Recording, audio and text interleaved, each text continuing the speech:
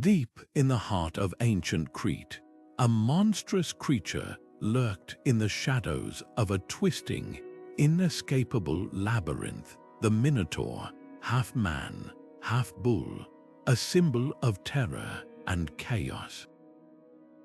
But what if this myth wasn't just a tale to frighten children? What if it was a coded message, a reflection of real political strife and cultural fears that gripped the island kingdom? Across the ancient world, myths like these were more than just stories. They were mirrors, carefully crafted to echo the struggles, anxieties, and power battles of their time.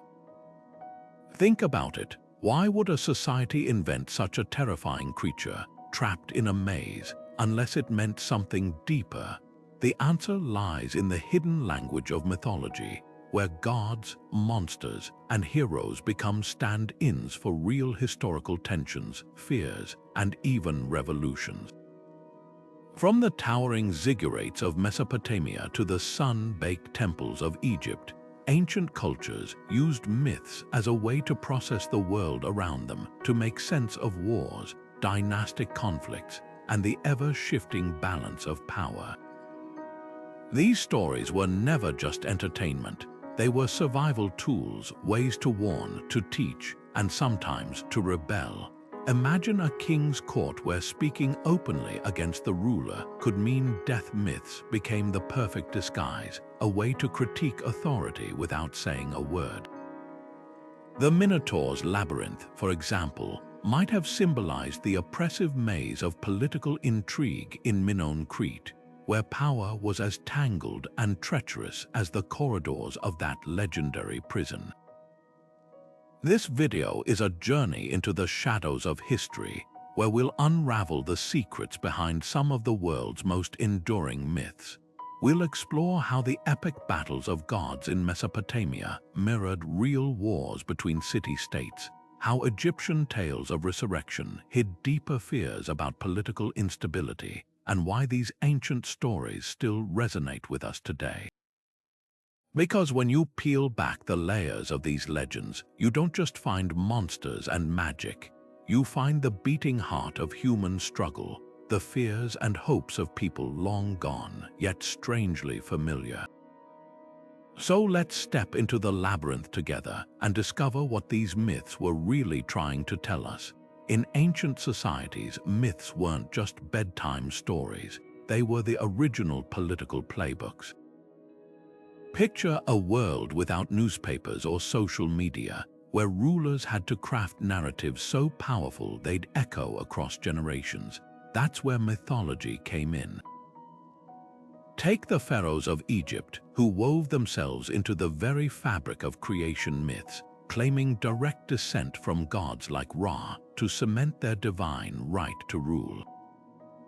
When your king isn't just a leader but literally the sun god's child, questioning his authority becomes unthinkable. But myths did more than prop up rulers. They built nations.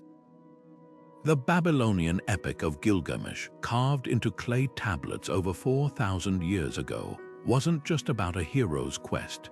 It was a cultural glue, binding city-states together with shared values about friendship, mortality, and the proper order of society. These stories traveled through oral traditions, passed down by firelight, evolving with each telling to reflect new political realities. A wandering bard might tweak a familiar tale to warn against tyranny, or to rally people against invaders. History's first viral propaganda.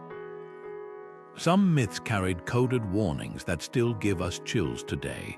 The Greek story of Icarus, who flew too close to the sun, wasn't just about hubris. It was a cautionary tale for ambitious politicians in Athens' fragile democracy. When oral storytellers described those wax wings melting, their audiences heard the unspoken message: challenge the gods or the ruling elite at your peril. Even the Norse myth of Ragnarok, with its world-ending battles, mirrored very real Viking Age fears about climate change and societal collapse. What makes these ancient narratives so fascinating is how they functioned like cultural software, programming entire civilizations with shared beliefs and fears. A Sumerian mother teaching her children about Inanna's descent into the underworld wasn't just entertaining them. She was passing down survival strategies for living under capricious rulers, coded in supernatural metaphors.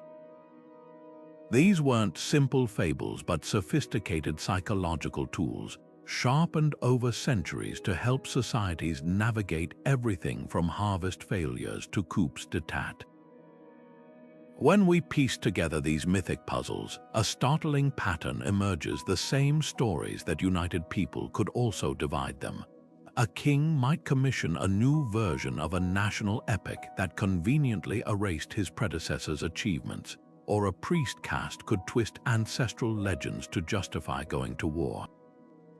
Tomorrow we'll uncover how these mythological weapons were deployed, from the blood-soaked propaganda of Aztec sun god worship to the carefully crafted Roman legends that turned emperors into living gods. Because when you control the stories, you control history itself.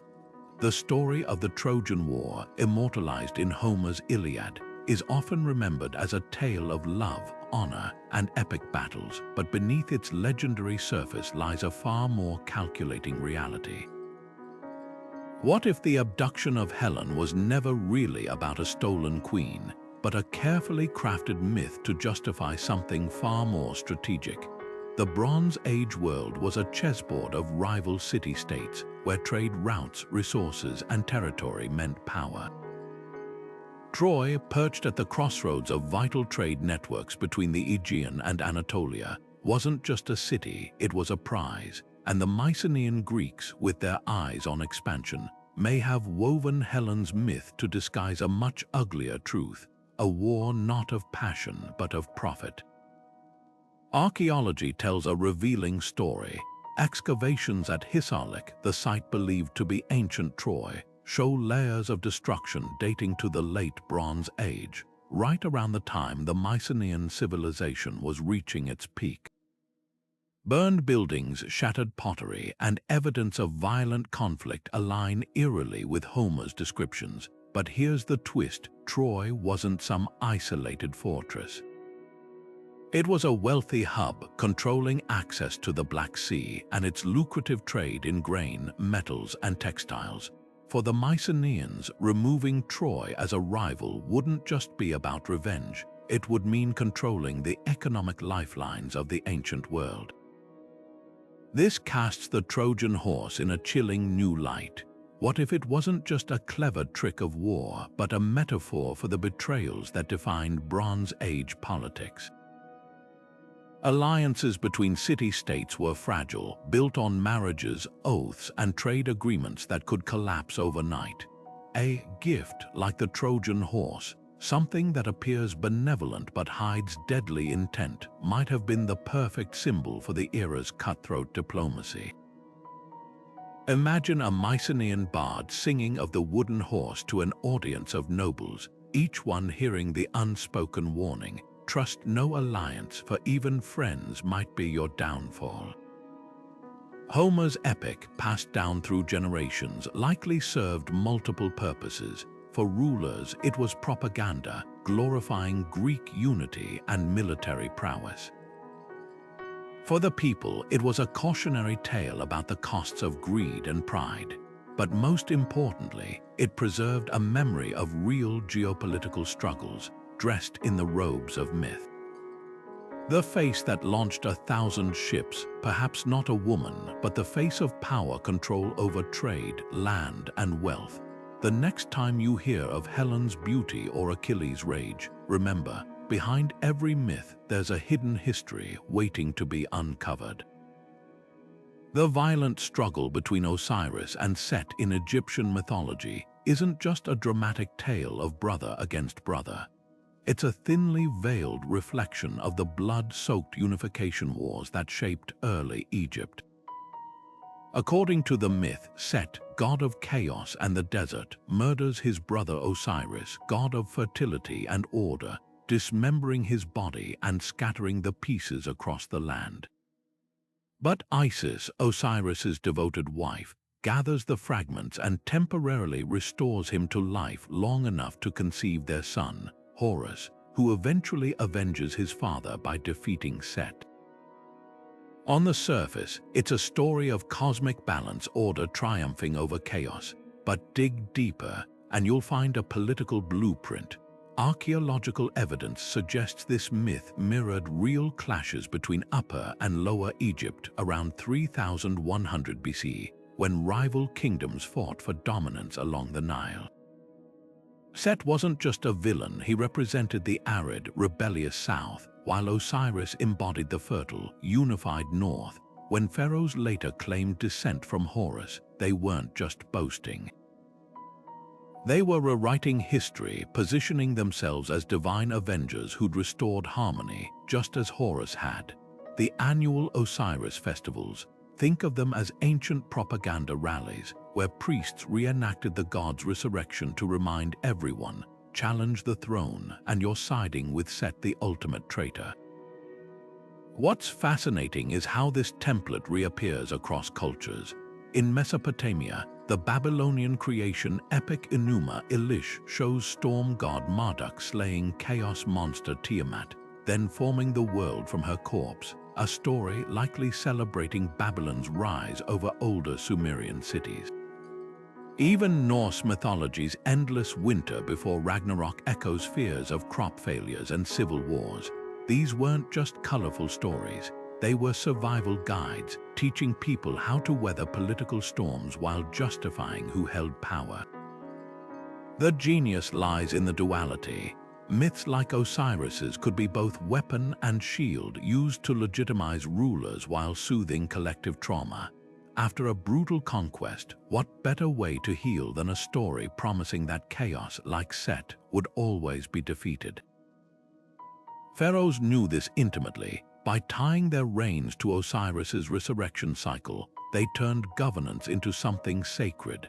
Fail a harvest, the priests would say Osiris's renewal was coming.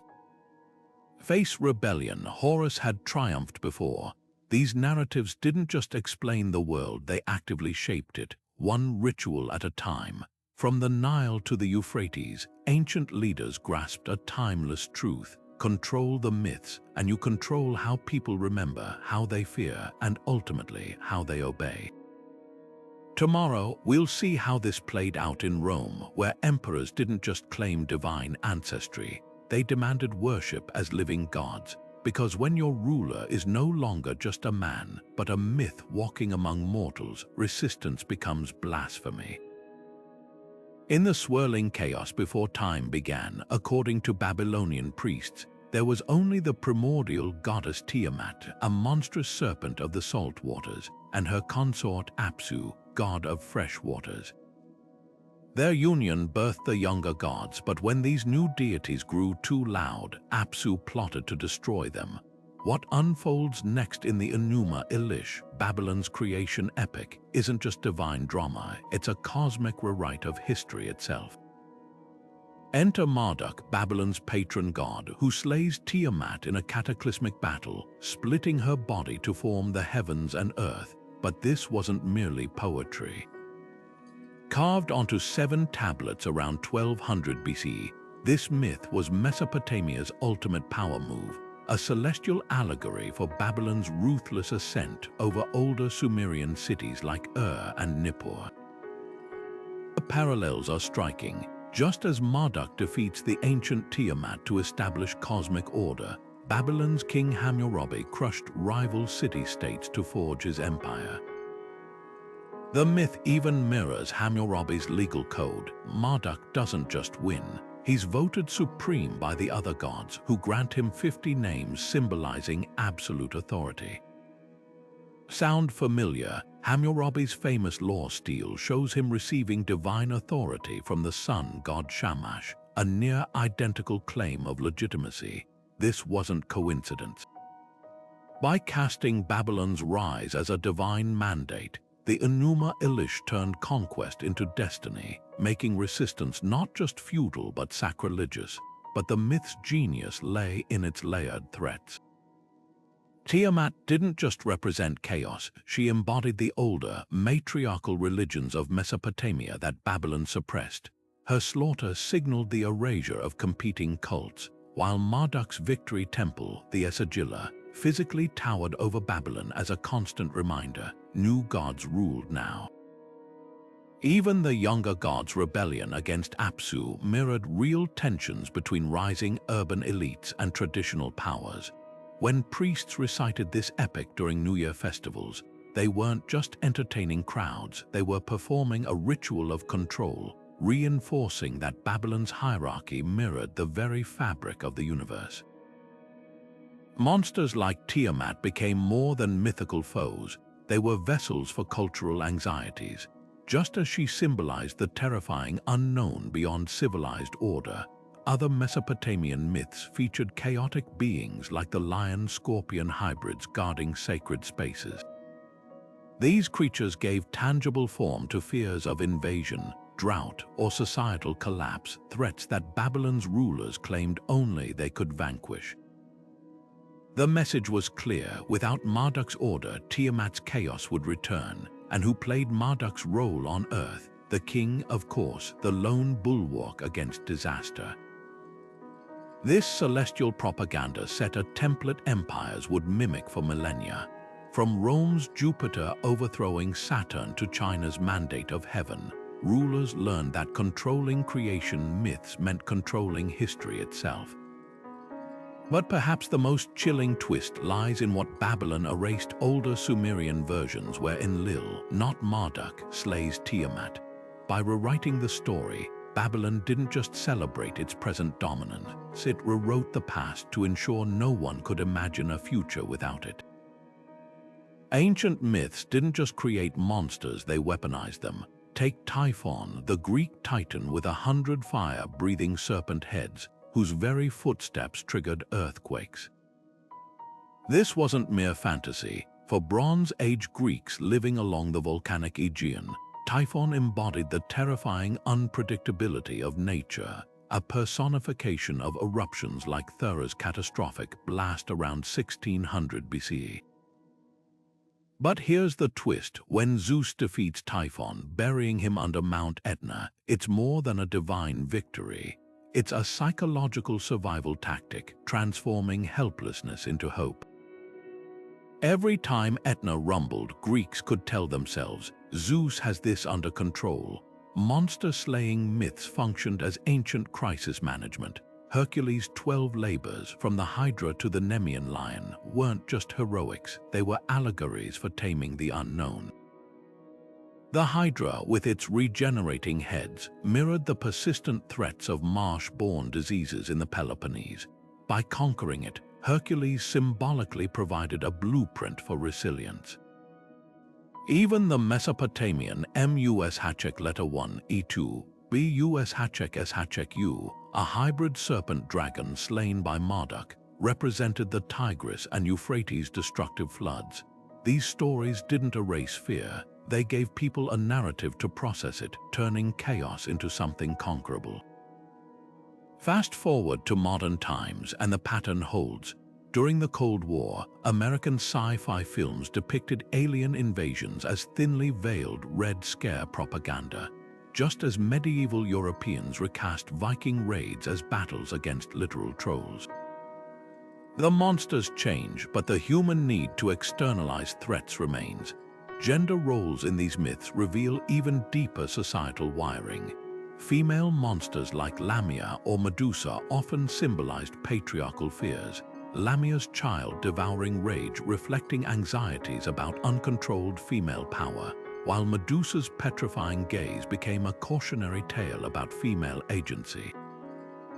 Yet some myths subverted expectations. The Egyptian goddess Sekhmet, depicted as a lioness drenched in blood, wasn't just a destroyer, she was a protector.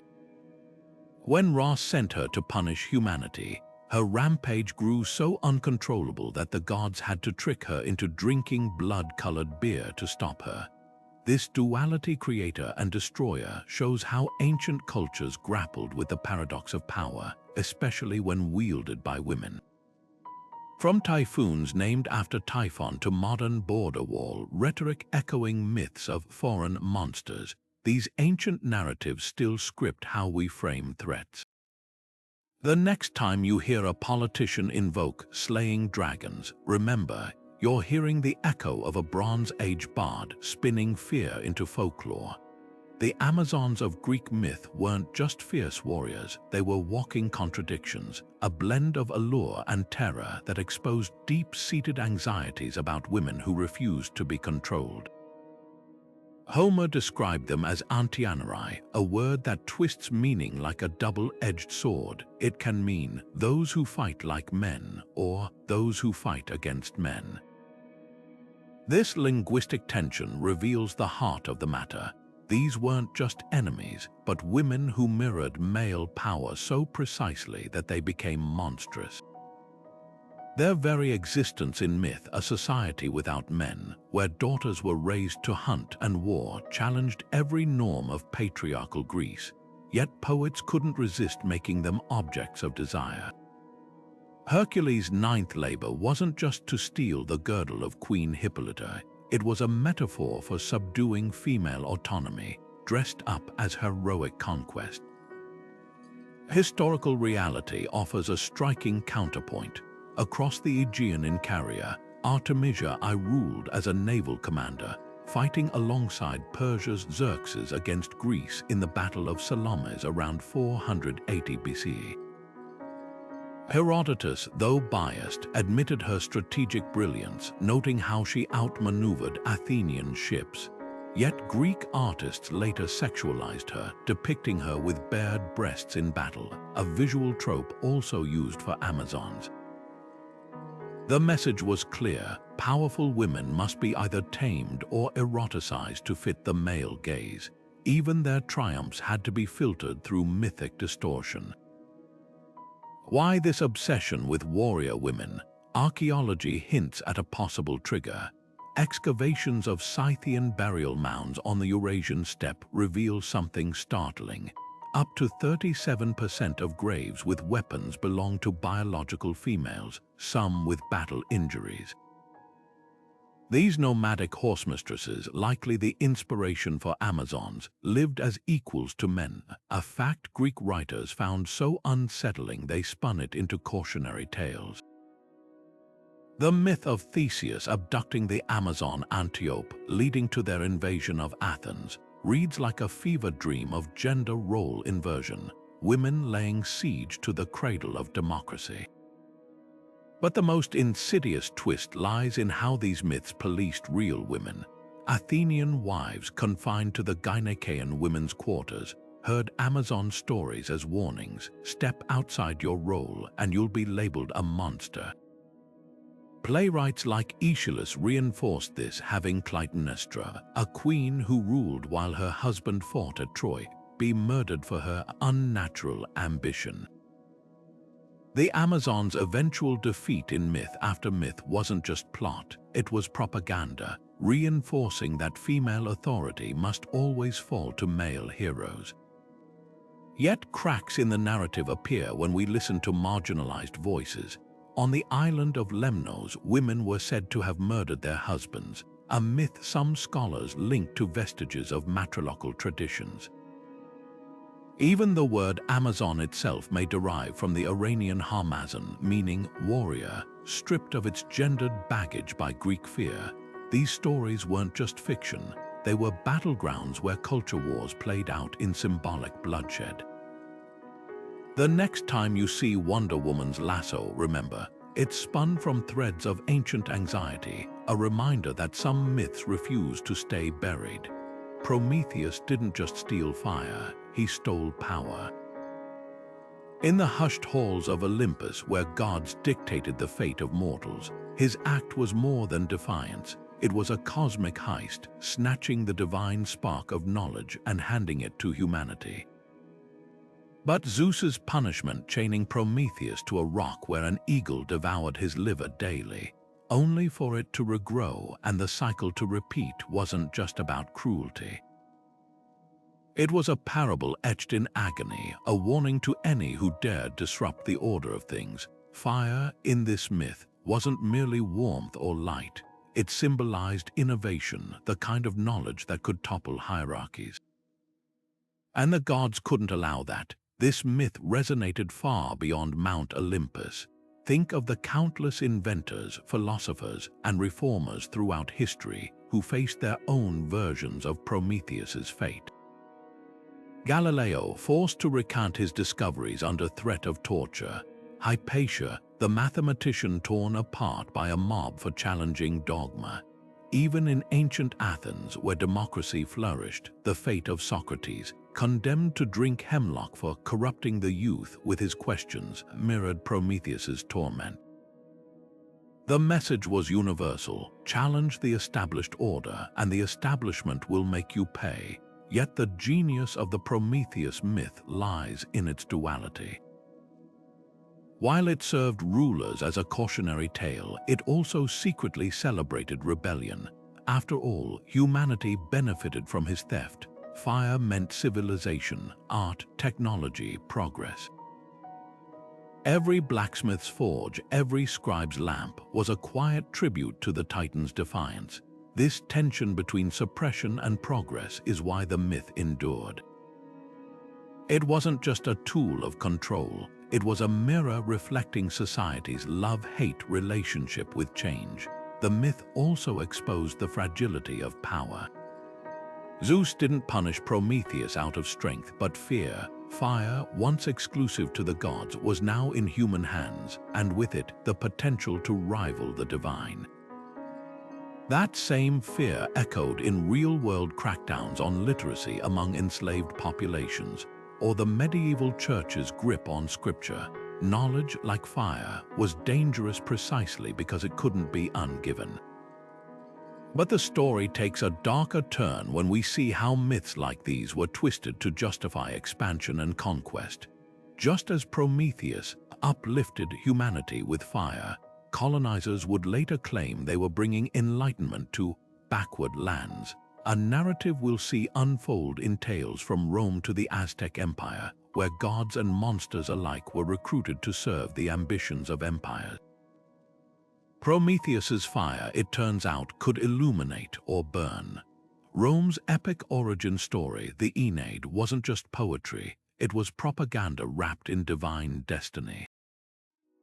Virgil's masterpiece, commissioned by Emperor Augustus, traced Rome's roots to Aeneas, a Trojan prince who fled the ashes of his homeland to found a new kingdom in Italy. But this wasn't just a tale of heroism.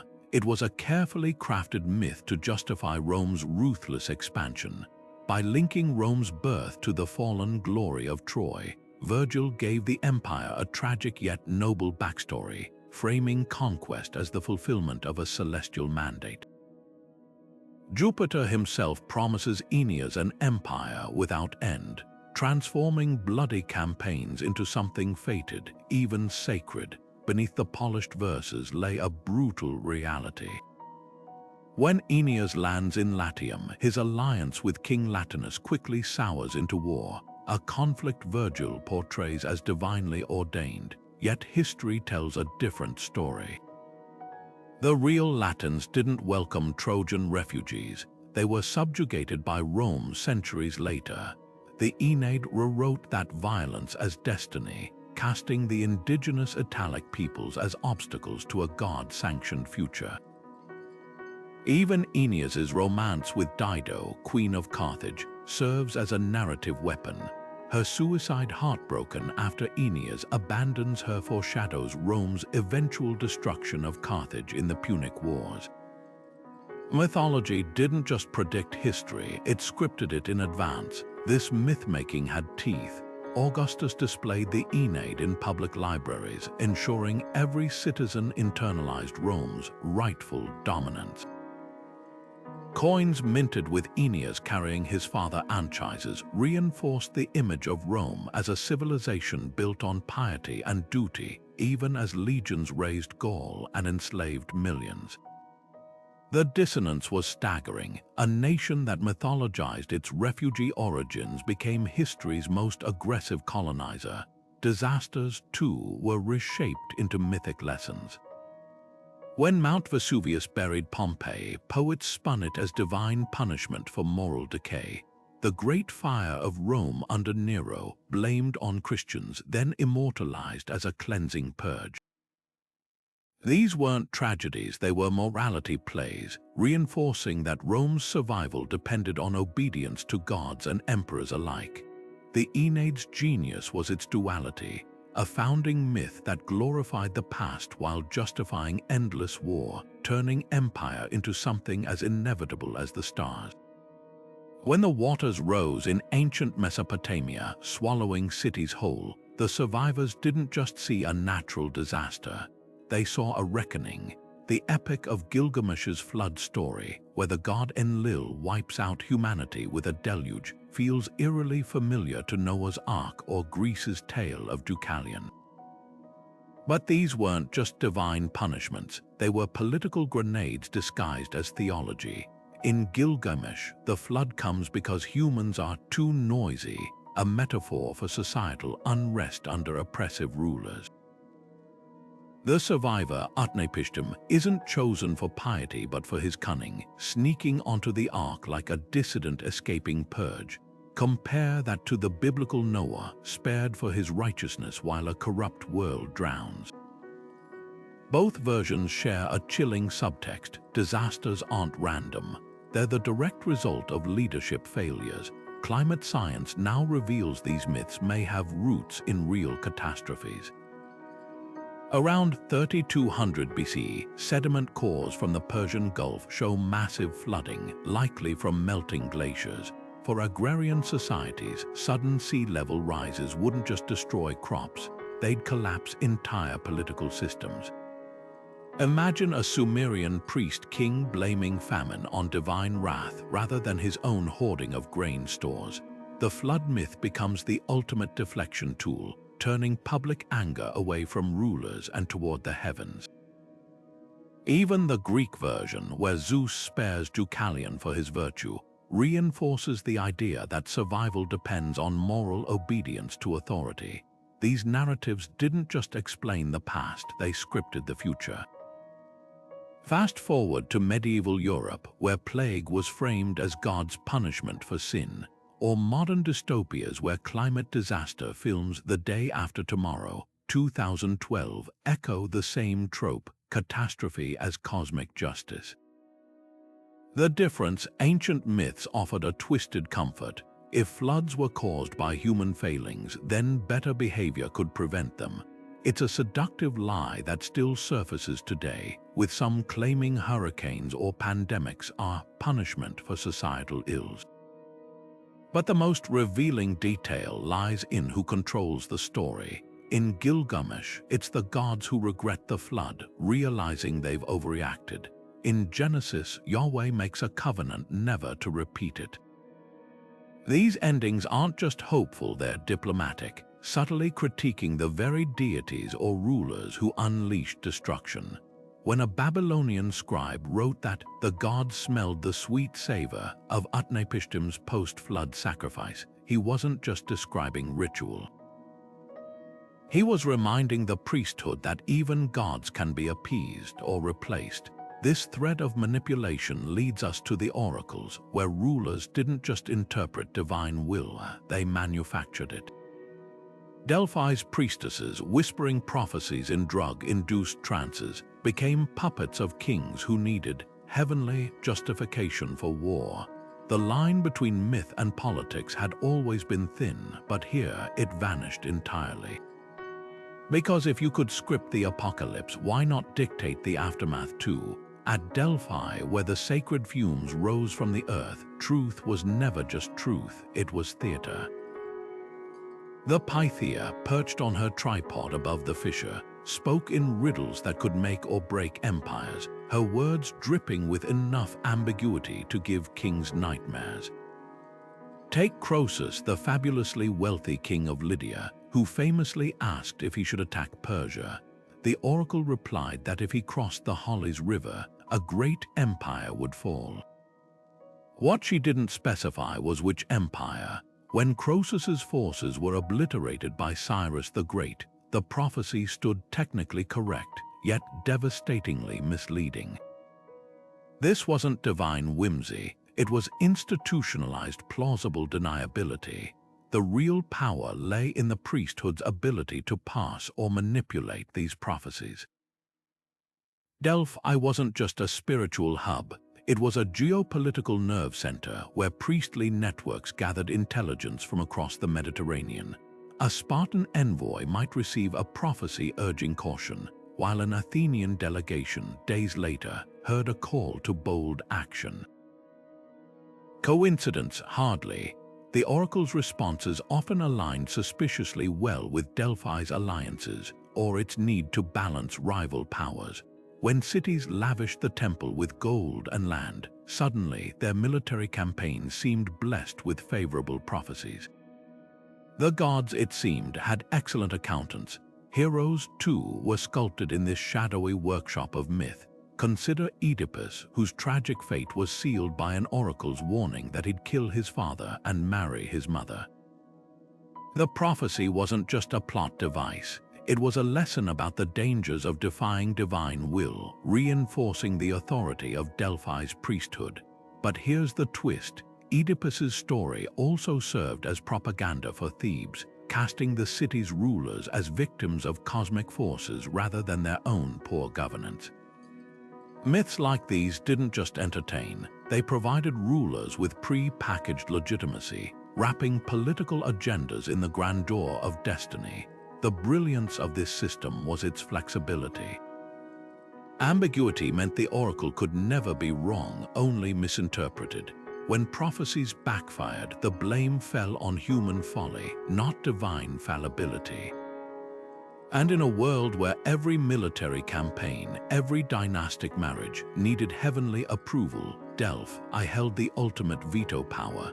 No wonder Alexander the Great, no stranger to propaganda himself, made a point to visit the oracle before his conquests. He understood what every savvy leader knew: control the narrative and you control the future. From Sparta's militaristic reforms to Athens' imperial ambitions, the whispers of the Pythia shaped history as surely as any army. Yet behind the veils of incense and ecstatic trances, one truth emerges: the gods might speak in riddles, but their interpreters always had an agenda. And in that space between the spoken and the understood, empires rose and fell. Hercules wasn't born a god, he was made one, sculpted by myth to fit the ambitions of empires. His 12 labors, those impossible feats of strength and cunning, read like a geopolitical playbook. Slay the Nemean lion, that wasn't just about bravery, it was about clearing the wilderness to make way for civilization. Capture the golden hind of Artemis, a symbolic assertion of control over the untamed edges of the known world.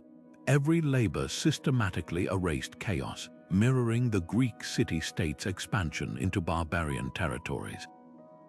But here's the twist: as Hercules' legend spread, so did his usefulness. By the time Rome adopted him as Hercules, his myth had become a blueprint for imperial propaganda. The Romans didn't just borrow Hercules, they reinvented him. Emperors like Commodus, who fancied himself the hero reborn, staged gladiatorial combats dressed in lion skins, blurring the line between man and myth. Why? Because Hercules apotheoses his rise from mortal suffering to divine status, offered the perfect template for ruler worship.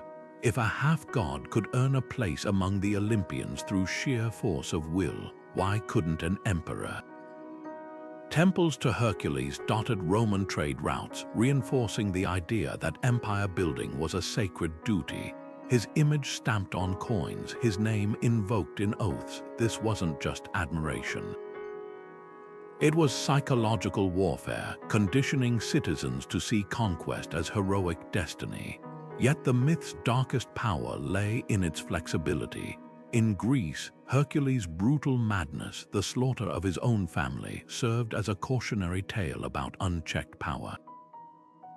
But Rome smoothed those rough edges, turning his story into one of redemption through service. Sound familiar? It's the same narrative arc used to justify strongmen throughout history, the flawed leader who redeems himself through greatness. Augustus, Rome's first emperor, leaned hard into this parallel, commissioning art that showed Hercules handing him the globe. The message was unmistakable. The hero's labors were now the empire's burden, shouldered by a chosen few. But contrast Hercules' myth with the reality of those who emulated him. Take Alexander the Great, who claimed descent from Hercules through his mother's line. His brutal campaigns across Persia were framed as a continuation of the hero's civilizing mission, never mind the burned cities and mass enslavements. Or the Roman general Scipio Africanus, who deliberately mimicked Hercules' journey to the underworld before destroying Carthage, casting genocide as a heroic trial. The myth didn't just inspire these men, it absolved them, turning atrocity into epic. This obsession with underworld journeys reveals the final piece of the puzzle. Hercules' descent to capture Cerberus wasn't just a show of strength. It was a metaphor for the ruler's ability to tame even death itself. From Sumerian tales of Inanna's return from the underworld to Christian narratives of harrowing hell, these stories served a chilling purpose, convincing subjects that their leaders held power over the ultimate unknown. When an emperor claimed communion with the divine, he wasn't just boasting, he was asserting control over the very boundaries of life and oblivion. The next time you see Hercules' club or lion skin in ancient art, look closer. Those symbols weren't just decoration, they were the branding of empire, a mythic language teaching generations that some men are born to rule and others to kneel. And as we'll soon see, that language didn't fade with the togas of Rome. It evolved, whispering through the ages in the stories we still tell about power and who gets to wield it. Beneath the sunlit world of gods and mortals lay something far more terrifying: the underworld. Not just a gloomy afterlife, but a carefully crafted nightmare designed to shape behavior. The ancient Greeks didn't merely fear Hades, they navigated his realm like a moral maze. Charon's toll for crossing the river Styx wasn't just a fee, it was a test.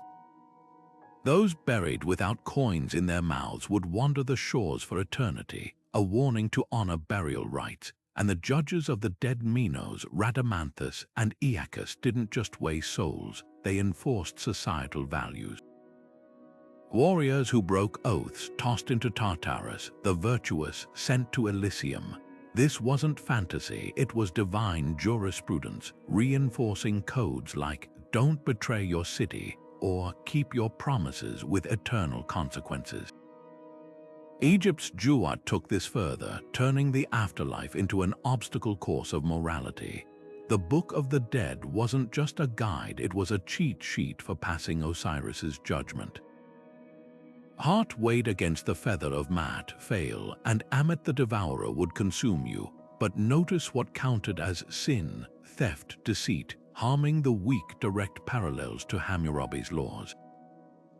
The difference: Hammurabi's code threatened earthly punishments, an eye for an eye, while the Duat promised something worse, annihilation. Both systems served the same purpose, keeping order, but the afterlife myth added cosmic stakes. Now consider Sheol, the shadowy underworld of ancient Hebrew tradition. Unlike Hades or Duat, it lacked elaborate punishments, just a dreary existence for all, good or bad. Yet by the time of the Babylonian exile, Sheol evolved into a place of divine reckoning, reflecting Persian Zoroastrian influences. This wasn't accidental. When your people are conquered and your temples destroyed, you need a new narrative. Justice delayed isn't justice denied. The righteous would be rewarded eventually. Afterlife myths, it turns out, were remarkably adaptable tools for coping with political trauma. So were these myths ancient fake news? Not exactly. They were more like psychological scaffolding stories that helped societies function. When Hammurabi claimed his laws came from the sun god Shamash, he wasn't just boasting, he was tapping into the same fear that made Greeks avoid oath-breaking. The genius lay in their flexibility. As Babylonian power waned, their underworld myths absorbed elements from conquered cultures, just as Rome later repackaged Hades as Pluto to suit its empire. The most telling detail, underworld myths always reflected earthly hierarchies. Egyptian pharaohs bypassed judgment entirely, ascending directly to the stars. Greek heroes got VIP treatment in Elysium. The message was clear: obey the rules, honor the elite, and maybe, just maybe, death wouldn't be the end. But step out of line, and the gods would make sure you never forgot. These weren't just tales of terror, they were the original social contracts written in shadows and sealed with divine fire. Alexander the Great didn't just conquer lands, he conquered stories. When his armies marched into India, facing war elephants and monsoon rains, he didn't rely solely on swords and spears. He wielded something far more potent: the myth of Dionysus. The Greek god of wine and ecstasy, Dionysus was said to have wandered the earth, spreading civilization to the barbarian east. So when Alexander reached Nysa, a city nestled in the Hindu Kush, his historians made a startling claim: the locals weren't foreign at all. They were descendants of Dionysus's followers, their ivy-covered hills proof that the god had walked there centuries before.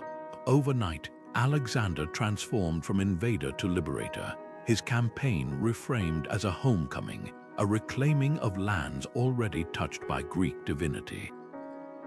This wasn't just clever branding, it was mythic alchemy. By grafting Dionysus's legend onto foreign soil, Alexander did something revolutionary. He turned resistance into heresy.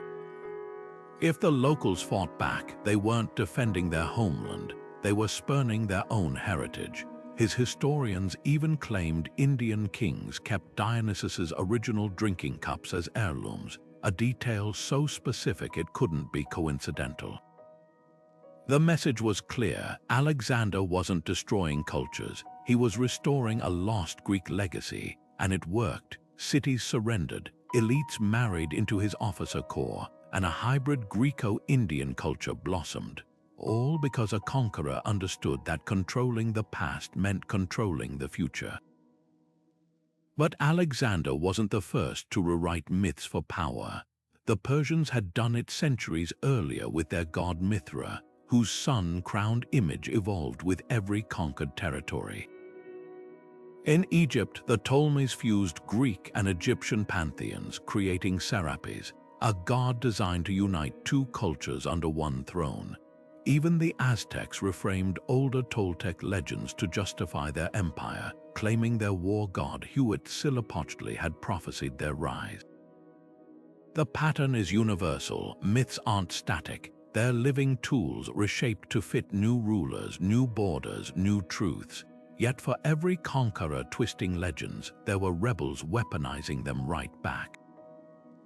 In Judea, the Maccabees invoked the Exodus story to rally Jews against Hellenistic rule, turning Alexander's cultural fusion into a threat. Celtic Druids whispered of a golden age before Rome, stoking fires of resistance. And in the next chapter of our story, we'll meet the most audacious myth makers of all, the oppressed who spun tales not to dominate, but to defy. Because when your enemy owns the present, sometimes the only weapon left is the past. Loki's mischief in Norse myths wasn't just about chaos, it was a razor-sharp satire of power itself. When he cuts off Sif's golden hair, mocks the god's hypocrisy, or engineers Baldur's death, these aren't mere pranks. They're subversive jabs at authority disguised as entertainment. Odin, the all-seeing ruler, often looks foolish in Loki's presence, his wisdom undone by a trickster's wit. Even Loki's punishment, bound in a cave with venom dripping on his face, echoes real-world silencing of dissenters. Yet the myths couldn't erase him entirely. Like a cultural pressure valve, Loki's stories let Norse societies laugh at their leaders' flaws without outright rebellion. West Africa's Anansi the spider played a similar role, spinning webs of deception that exposed greed and arrogance. In one tale, Anansi tricks the sky god Niame into sharing all stories with humanity, a mythic act of democratizing knowledge. Unlike Loki's destructive edge, Anansi's tricks often helped the underdog, turning hierarchies upside down. Both figures served as ancient meme makers, packaging critiques in viral narratives that spread faster than laws could suppress them. When Anansi outsmarts a tyrannical lion or Loki exposes Thor's blustering ego, these weren't just folktales. They were mythic protest art, proving that even gods and kings weren't beyond ridicule. Animals in these stories carried coded political meanings.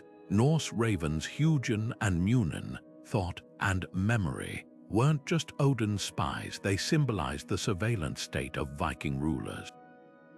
Meanwhile, West African tales made the tortoise a champion of the weak, using cunning to defeat stronger beasts. This wasn't accidental symbolism. In cultures where direct criticism meant death, assigning human flaws to animals provided safe cover. Aesop's fables later perfected this tactic, with talking foxes and greedy wolves standing in for corrupt officials. The genius of these myths lies in their deniability. A king might chuckle at Anansi's antics, never realizing the spider mirrored his own excesses. Skalds could perform Loki's escapades in royal halls, their audiences blissfully unaware they were applauding Dissent. Like modern memes that smuggle radical ideas into humor, ancient trickster tales were Trojan horses of thought, delivering subversion under the guise of entertainment. And just as today's viral images can topple regimes, these animal avatars and divine rebels shaped real-world power struggles one laugh at a time. The serpent coiled around the tree of knowledge wasn't just a villain in Eden, it was a revolutionary. In ancient Near Eastern cultures, snakes symbolized both danger and renewal, shedding their skin as a metaphor for transformation. So when Genesis painted the serpent as humanity's tempter, it wasn't merely a morality tale. It was a political grenade targeting Canaanite snake cults that rivaled Hebrew priests for influence. The message was clear: reject these older symbols of wisdom or risk divine wrath. Yet the serpent's rebellion also carried a subversive whisper: what if knowledge, even forbidden, was worth the cost? Meanwhile, in Minoan Crete, the bull wasn't just an animal, it was a throne.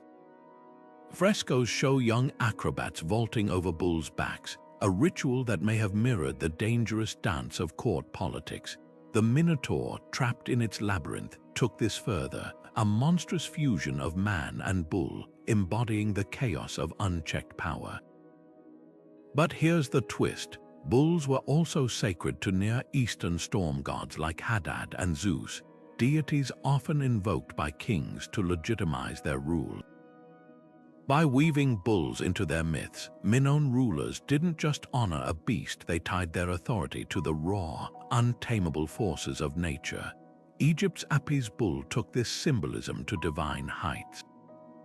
Not just any bull could be Apis, it had to bear specific markings: a white triangle on its forehead, the pattern of a vulture on its back. When such a calf was found, priests declared it the living incarnation of Ptah, god of creation. The bull's every movement was interpreted as an oracle, its death a national crisis requiring elaborate mummification. But this wasn't just spirituality, it was economic theater. The Apis cult centralized wealth and loyalty in Memphis, where pharaohs presided over its rituals, blending religion and revenue into an unstoppable force. Farmers donated grain for the bull's upkeep, traders profited from pilgrimage routes, and dissenters faced not just the king's army, but the god's wrath. Class tensions simmered beneath these animal symbols. In Mesopotamia, the lion, a symbol of royalty, appeared on throne legs and city gates, reinforcing the elite's claim to natural dominance. Yet fables like the lion and the mouse subtly undermined this, showing even kings needed the weak. Similarly, the Greek gadfly sent by Hera to torment Zeus's lover Io wasn't just a pest, it was a mythic stand-in for the powerless who could still sting the mighty. From the serpent's whisper to the bull's roar, animals in myth were never just creatures. They were arguments about who rules, who rebels, and who gets to write the story. And as we'll see next, when those stories failed, the gods themselves could be overthrown. Tantalus stood knee-deep in water, forever parched, with fruit dangling just beyond his reach, a punishment so cruel it birthed the word tantalizing. But this wasn't just divine retribution for stealing ambrosia. His myth was a blistering indictment of aristocratic excess, a warning etched in eternal suffering. As a king favored by the gods, Tantalus betrayed that privilege by serving his own son, Pelops, as a meal to test Olympus's omniscience. The message was unmistakable. Elite greed, when unchecked, devours even its own. His punishment, endless deprivation, mirrored the peasantry's daily reality, turning the tables so the mighty could taste helplessness. Yet just as Tantalus's myth shamed the powerful, Demeter's sorrow nurtured the powerless. When Hades abducted her daughter Persephone, the goddess of harvests plunged the world into famine, refusing to let crops grow until Persephone was returned. Here, divinity didn't punish mortals, it empathized with them. Ancient farmers whose lives hung on each harvest saw their struggles mirrored in Demeter's grief. While Tantalus's tale condemned gluttony, Demeter's validated hunger, framing it as a universal wound even gods understood. Together, these myths created a cultural counterbalance, one to shame elites into moderation, another to remind them of the human cost of their excess. But did these stories actually curb inequality? The answer lies in the stars. When Greek city-states minted coins bearing celestial imagery or named constellations after myths, they weren't just decorating, they were scripting power into the cosmos. Take the myth of Callisto, transformed into the Great Bear constellation by Zeus to hide his infidelity. Her eternal circling in the night sky served a dual purpose, a divine soap opera for the masses, and a subtle reminder that even the heavens were ruled by capricious gods, and by extension, their earthly representatives. Celestial myths became the ultimate propaganda, etching social hierarchies into the fabric of the universe itself. The genius of this system was its adaptability.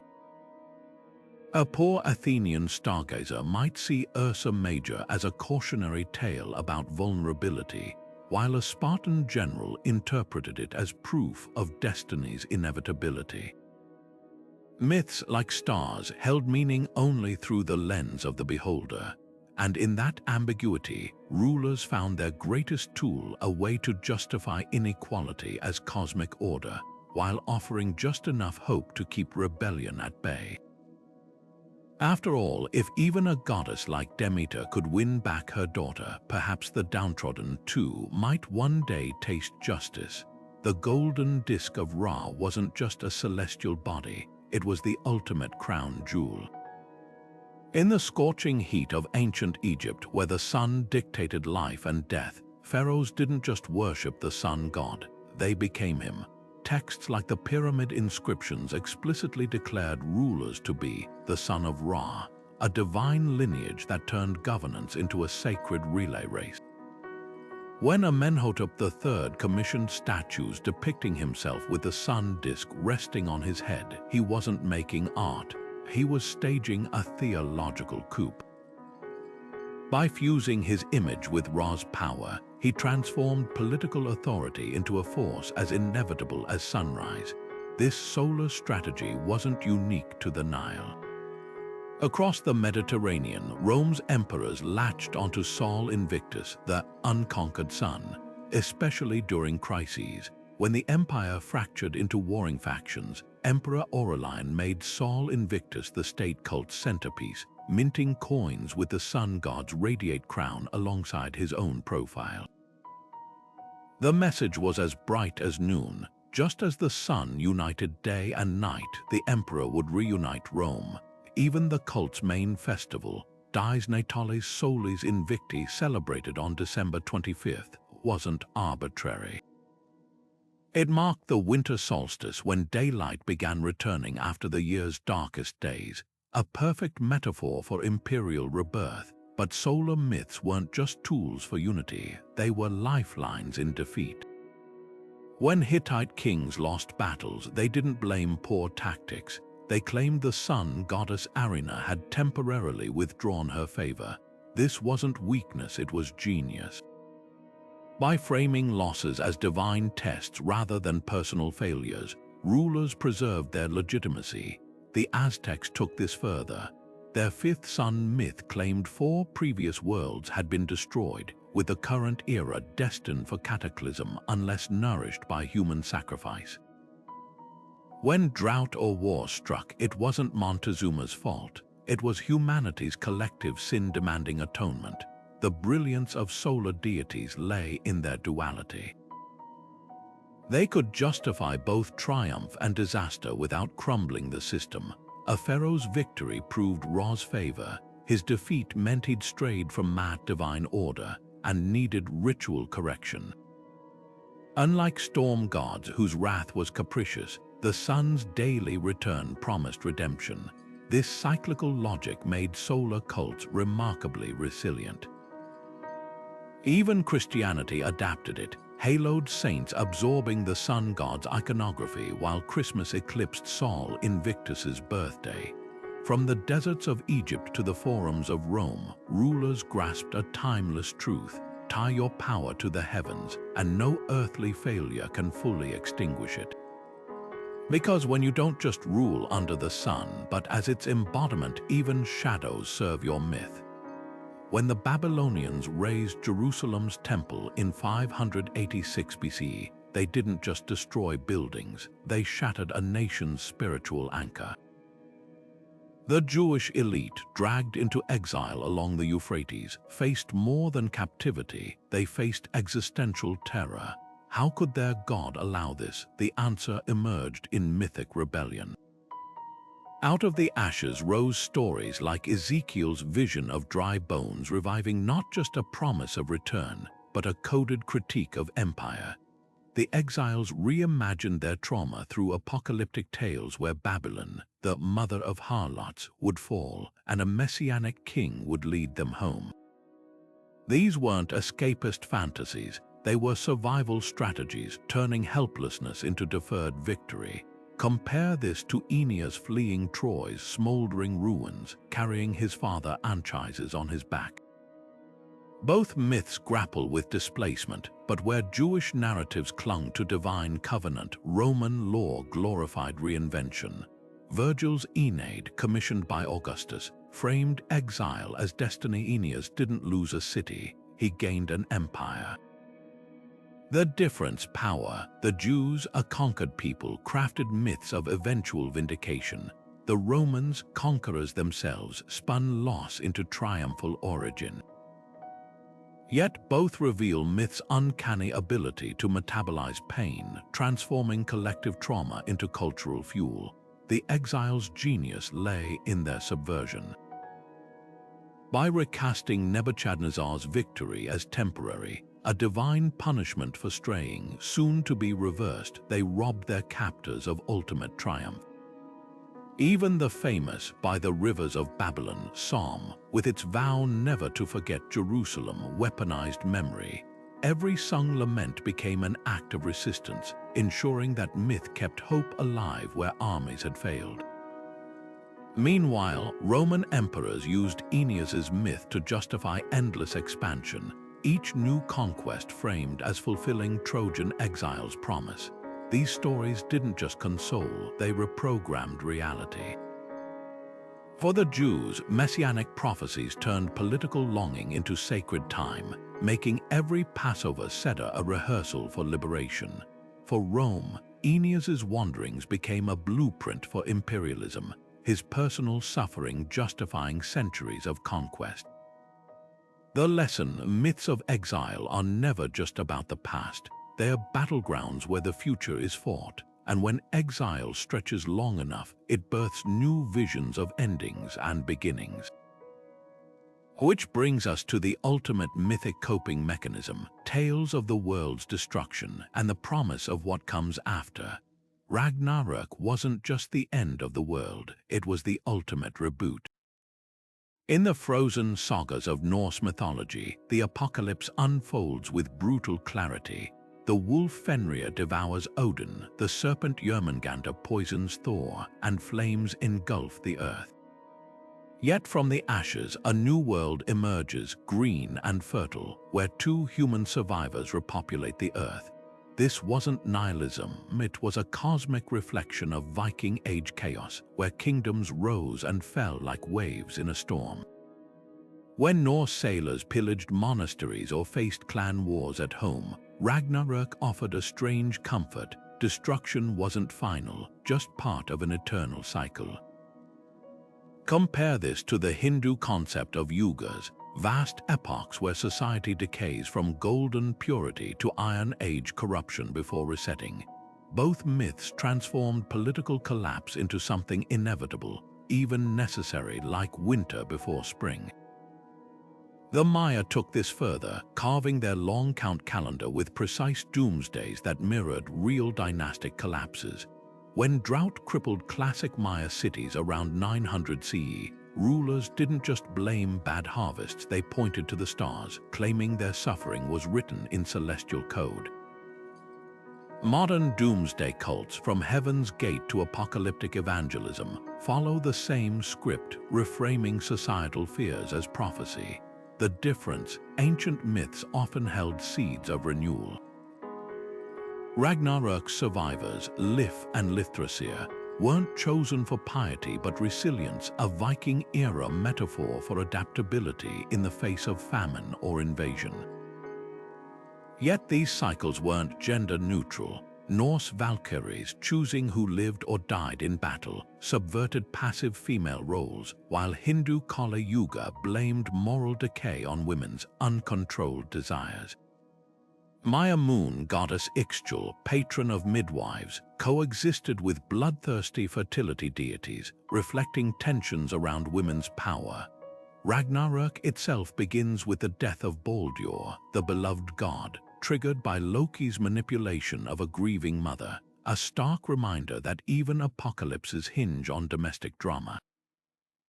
From Viking longships to modern conspiracy theories, the allure of cyclical doom persists because it does more than predict the end, it scripts the aftermath. And in that space between destruction and rebirth, myths don't just explain power, they redistribute it. Medusa's serpent-crowned visage wasn't just a monster's face, it was a warning etched in stone. The myth of her beheading by Perseus, often framed as a hero's triumph, takes on a darker hue when you consider her origins. Before she was a monster, Medusa was a priestess of Athena, violated in the goddess's own temple. Her transformation into a gorgon whose gaze turned men to stone reads less like divine punishment and more like a weaponization of trauma. But here's the twist: her severed head, mounted on Athena's shield, became a tool of power. Those serpentine locks didn't just petrify enemies, they petrified dissent. Temples adorned with Medusa's image sent a clear message: challenge the gods or the state and face annihilation.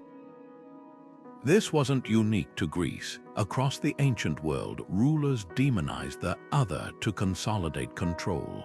The Egyptian god Set, once a respected deity, was recast as a villain after his followers lost a dynastic struggle.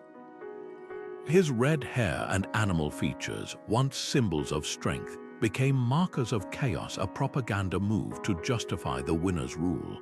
Similarly, the Babylonian demoness Lamashtu, depicted with a lion's head and donkey's teeth, embodied fears of infant mortality and disease. By blaming her instead of poor sanitation or famine, priests diverted anger away from the ruling class. the genius of monster-making lies in its flexibility. Medusa's image didn't just guard temples, it guarded privilege. When Alexander the Great stamped her face on his shield, he wasn't warding off mythical beasts, he was intimidating real-world rivals.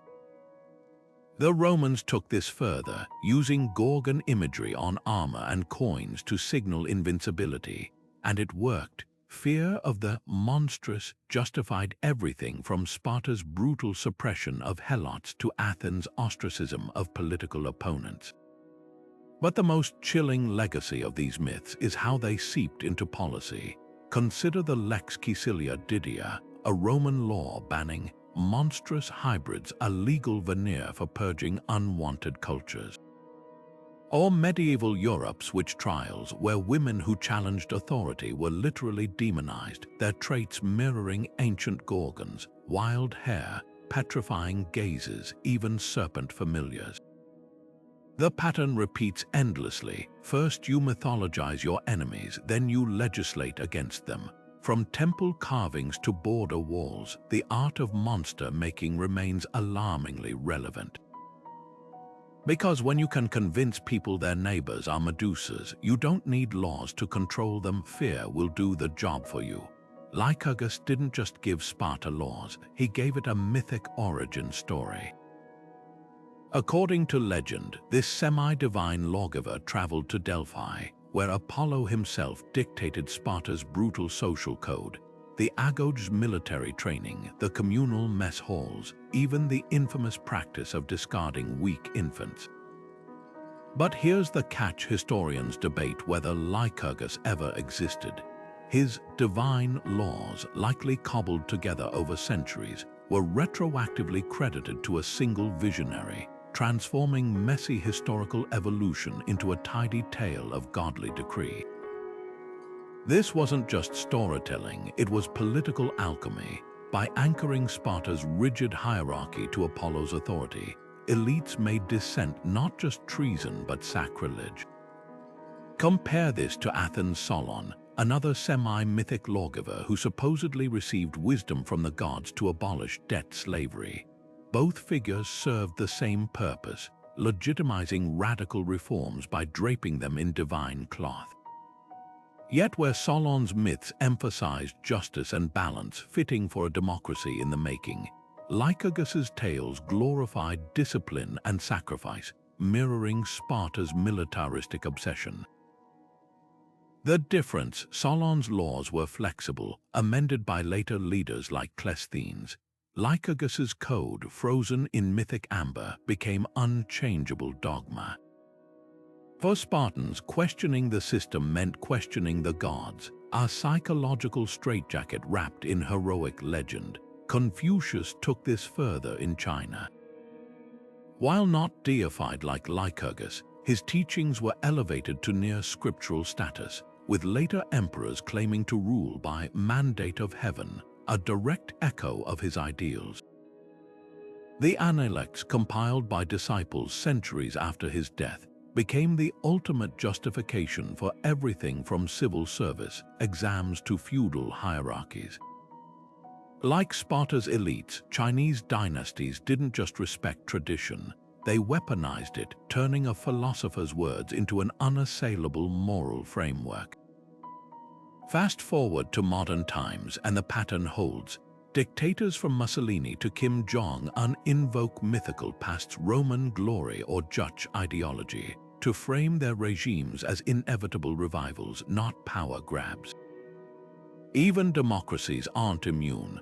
America's founding fathers are mythologized as near-infallible sages, their complex debates over slavery and states' rights flattened into heroic fables.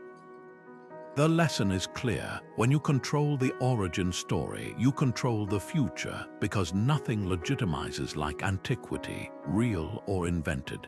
The brilliance of these myths lies in their adaptability. Sparta's austerity became virtue, Athens' compromise became wisdom, and Confucius's ethics became law, all by weaving human decisions into cosmic tapestries. But the most chilling twist: these stories outlived the regimes they served. long after Sparta fell, its legend inspired everything from Nazi youth camps to modern fitness cults. Because once a myth escapes into culture, it's no longer history, it's a weapon waiting to be wielded again. The phrase, axis of evil, didn't emerge from thin air, it slithered straight out of the ancient playbook of political mythology. When world leaders invoke cosmic battles between good and evil, they're not just borrowing dramatic language, they're resurrecting a 3,000-year-old tactic. The Babylonian Enuma Elish didn't just describe gods fighting chaos, it framed real wars as divine crusades. Fast forward to modern headlines, and the template remains eerily unchanged.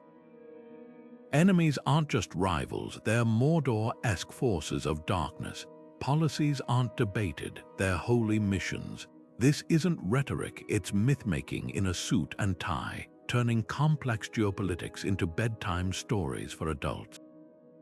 Populists have mastered this alchemy, casting themselves as heroes ripped from legend. A strongman posing with a sword at a rally, that's not pageantry, it's Thor's hammer repurposed for the age of social media.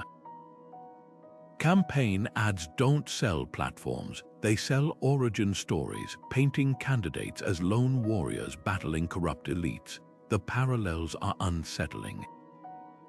Just as Roman emperors staged Hercules-like labors to prove their strength, modern leaders perform symbolic acts riding horseback through floods, wielding hammers at construction sites curated for viral deification. The medium changes, but the message doesn't. Trust the hero, not the system. Yet the most potent myths aren't about heroes, they're about monsters. Ancient kings invented external threats to justify internal control. Today's politicians conjure existential crises with the same precision. Immigrants become invaders, protesters, chaos agents, echoing how pharaohs demonized the Hyksos or Athens vilified Persia. Fear, it turns out, is the oldest political currency, and the algorithms that amplify it. Just high-tech versions of Delphi's oracle, feeding tailored prophecies to divided crowds. But here's the twist, we're no longer passive listeners around a fire. Social media has turned myth-making participatory, letting ordinary users co-author collective fantasies. QAnon's sprawling lore, with its deep-state dragons and storm-riding saviors, would feel right at home in a Viking saga. The difference: speed. Where ancient myths evolved over centuries, digital ones mutate in days, their viral spread outpacing fact-checkers. So are we still trapped in the labyrinth? The answer lies in the myths we refuse to question. For every romanticized tale of golden ages and returning kings, there's a buried truth, like Theseus's forgotten victims in the Minotaur's maze. The real escape begins when we recognize these stories not as inevitabilities, but as choices, because the most dangerous myth of all is the one that convinces us we're powerless to change it. Hephaestus, the Greek god of fire and forge, was said to craft unbreakable chains, a divine artisan shaping the tools of the gods. But look closer, and those gleaming metals tell a darker tale. In one myth, Hephaestus binds the rebellious titan Prometheus to a rock, sentencing him to eternal torment. The story frames this as justice, but the subtext is chilling. The god of craftsmanship, often depicted as disabled and mocked by other Olympians, becomes the enforcer of oppressive power. This wasn't just divine drama, it was a mythic justification for real-world hierarchies. Hephaestus's chains mirrored the shackles of enslaved blacksmiths across the ancient world, their labor glorified in legend while their bondage was erased. The Bible's conquest narratives follow a similar pattern. When Joshua marches around Jericho and its walls come tumbling down, the story celebrates divine favor. But buried in the text is a command to destroy every man, woman, and child in the city, a genocide sanitized by Holy Writ. Centuries later, European colonizers would cite these very passages to justify their own atrocities, from the Crusades to the Americas. The myth didn't just record violence, it sanctified it, turning slaughter into sacred duty. Even the heroic Theseus, slayer of the Minotaur, carries this stain. Athenian poets spun his adventures as triumphs of civilization over chaos, but they glossed over the darker truth. The 14 youths sacrificed to the labyrinth weren't volunteers, they were tributes, likely enslaved or subjugated peoples from Crete's conquered territories. The myth reframed imperial exploitation as a noble quest, a tactic empires would repeat for millennia. Rome's Aeneid did the same, painting the annihilation of indigenous Latins as destiny, not conquest. Yet myths also hold the key to their own undoing. The same stories that whitewash brutality often contain buried resistance. Take the Hebrew midwives in Exodus, who defy Pharaoh's order to kill Hebrew babies. Their quiet rebellion, tucked between lines about plagues and miracles, subverts the myth of absolute power, or the West African tales of Anansi, where the spider's cunning outwits slavers and kings alike. These weren't just folktales, they were covert survival manuals, teaching the oppressed how to resist under the radar. The duality of myth is its greatest paradox. It can be both the master's whip and the slave's hidden knife, a tool of domination and a blueprint for liberation. The same cultures that mythologized conquest also preserved stories of defiance passed down in whispers. Recognizing this isn't just about rereading the past, it's about rewriting the future. Because when we peel back the gilded layers of legend, we don't just find heroes and monsters. We find ourselves reflected in the stories we choose to believe and the ones we dare to question. From the resurrection of Osiris to the twilight of Ragnarok, myths have never been simple stories. They're cultural survival kits encoding the deepest struggles and fears of their time. The Egyptian tale of a murdered god reborn wasn't just about the afterlife. It mirrored the political unification of a fractured kingdom. The Norse prophecy of the world's end wasn't mere fantasy. It was a coping mechanism for societies facing climate shifts and Viking raids. These narratives did more than explain the world. They shaped it, offering blueprints for power, warnings against hubris, and sometimes covert tools for rebellion. What's startling is how these ancient patterns still pulse through modern life. The hero's journey that sold movie tickets, it's the same archetype that once legitimized pharaohs. The apocalyptic rhetoric in today's headlines, a direct descendant of flood myths and Ragnaroks, repurposed to frame everything from climate change to political upheaval. Even our obsession with origin stories, whether national founding myths or corporate creation tales, echoes how Sumerian kings used the Enuma Elish to justify their rule. The medium has changed, but the machinery remains eerily familiar. Joseph Campbell famously called myths public dreams, and he was right. They're the collective subconscious of civilizations, revealing what terrified them, what they worshipped, and how they justified both cruelty and compassion. But here's the question that lingers. If myths were the ancient world's political code, what are ours? What stories are we stitching together today, through news cycles, social media, or entertainment that future historians will dissect as reflections of our own struggles? Perhaps they'll analyze our superhero sagas as secular hagiographies, or our dystopian fiction as subconscious climate dread. Maybe they'll see viral conspiracy theories as modern monster myths, scapegoating the other, just as Medusa or Set once did. The real power lies in recognizing these patterns before they fossilize into dogma. Because once you see myths not as relics, but as living, evolving tools, you start noticing them everywhere, scripting our politics, our prejudices, even our hopes. So we'll leave you with this challenge. Listen for the myths humming beneath your daily life. When a leader frames themselves as a destined hero or a crisis is painted in apocalyptic terms, ask whose dream is this, and more importantly, who benefits from us believing it. Drop your thoughts below. What modern myths do you think future generations will study as keys to our era? The answers might surprise you. After all, the most potent myths aren't the ones we question, they're the ones we don't even notice we're living by.